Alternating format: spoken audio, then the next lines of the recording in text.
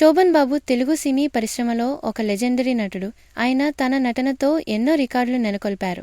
ముఖ్యంగా 1975లో విశాఖపట్నం మరియు నెల్లూరులో 7 థియేటర్లలో 7 సినిమాలు 50 రోజులు నడిపిన ఘనత ఆయనకే చెందింది.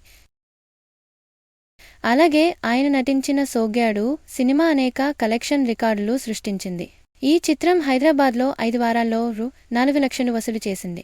ఇది ఆ సమయంలో తెలుగు చిత్ర పరిశ్రమలో ఒక మైలురాయి. ఈ చిత్రం 30 కేంద్రాల్లో రూ. 1 లక్ష వసూలు చేసిన తొలి చిత్రం కావడం విశేషం. అవార్డుల పరంగా శోభన్ బాబు 4 ఫిల్మ్ఫేర్ ఉత్తమ నటుడి అవార్డులు 1974, 1975, 1976, 1979 మరియు 5 నంది అవార్డులు 1969, 1971, 1972, 1973, 1976 పొందారు.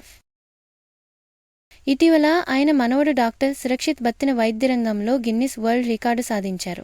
చెన్నైలో 44 ఏళ్ల మహిళ గర్భాశయంలో ఏర్పడిన 5 కిలోల సిస్టును ట్రూ 3D లాపరోస్కోపిక్ పద్ధతిలో తొలగించి ఈ ఘనతను సాధించారు.